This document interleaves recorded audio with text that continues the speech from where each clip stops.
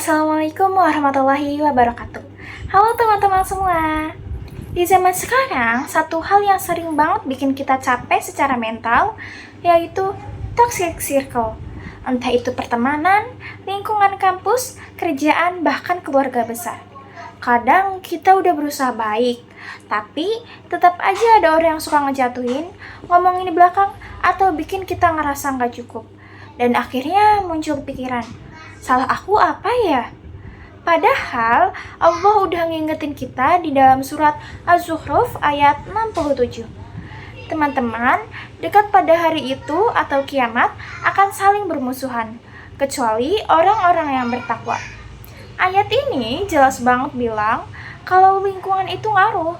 Teman bisa jadi penolong, tapi bisa juga jadi penyebab kita jatuh. Di dunia yang nyata ini, toxic circle itu bentuknya macam-macam. Yang pertama, teman yang cuma datang kalau butuh. Yang kedua, circle yang bikin kita insecure tiap hari. Yang ketiga, orang yang ngejudge pilihan hidup kita. Dan yang keempat, lingkungan yang menormalisasi gosip, iri, dan drama. Dan yang paling capek itu ketika kita tahu, aku gak jahat, tapi kok aku diperlakukan kayak gini ya? Tapi teman-teman, ada hal yang penting harus kita sadari. Yang pertama, gak semua orang layak masuk ke kehidupan kita. Kadang, Allah itu mengeluarkan kita dari circle tertentu bukan karena kita buruk, tapi karena Allah sayang. Dia mau kita pindah ke lingkungan yang lebih sehat. Yang kedua, menjauh bukan berarti sombong. Kadang, menjaga jarak itu bentuk self-respect. Kita memang disuruh berbuat baik, tapi gak disuruh untuk bertahan di tempat yang menyakiti iman dan mental kita. Yang ketiga, apa yang kita dampingi, itu yang membentuk hati kita. Kalau tiap hari dengarnya gosip, iri, nyinyir, ya lama-lama hati kita juga akan ikut keruh. Tapi kalau kita ada di circle yang saling dukung, saling ingetin ibadah, saling doain, hati bakal jauh lebih tenang. Toxic circle itu bisa bikin sholat jadi berat, sedekah jadi malas, bahkan ibadah kerasa jauh. Makanya Allah ngajarin kita lewat sabda Nabi. Seseorang itu tergantung agama temannya. Maka lihatlah siapa yang jadikan kamu teman dekat. Hadis riwayat Tirmizi. Kalau kamu lagi capek sama toxic circle, coba lakuin ini pelan-pelan. Yang pertama, kurangi waktu nongkrong bareng.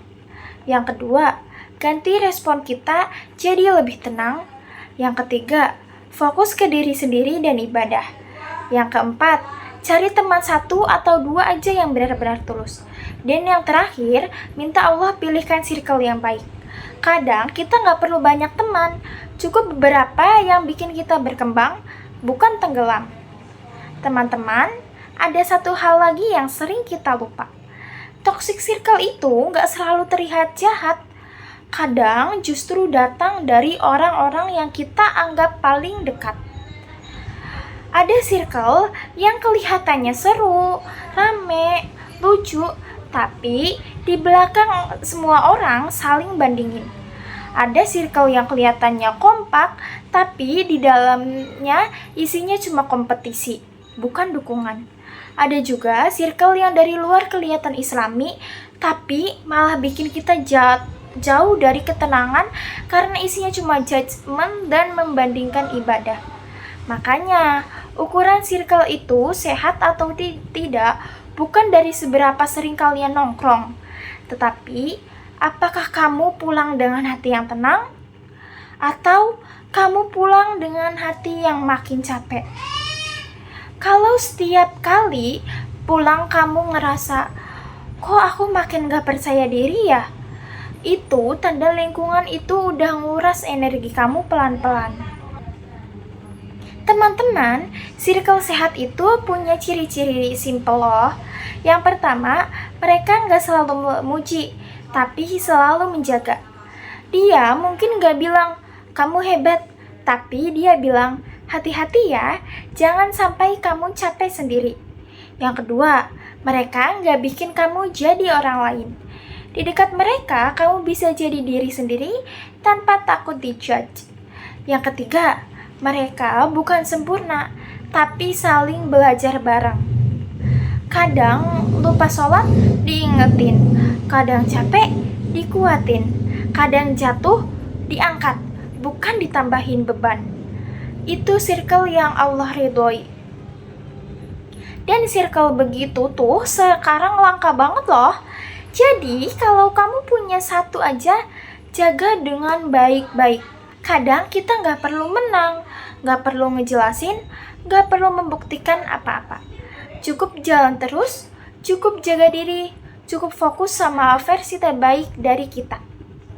Karena kalau kita sibuk balas drama orang, kapan kita punya waktu buat memperbaiki hati? Hidup terlalu singkat buat dipenuhi drama dan energi yang negatif. Kita semua lagi berjuang jadi versi terbaik dari kita. Pelan-pelan, step by step. Kalau ada circle yang bikin kita nggak berkembang, tinggalkan dengan baik. Kalau ada circle yang bikin kita dekat ke Allah, pertahankan sekuat mungkin. Ingat, Allah selalu barengin kita dengan orang-orang yang tepat saat hati kita mau mendekat kepadanya.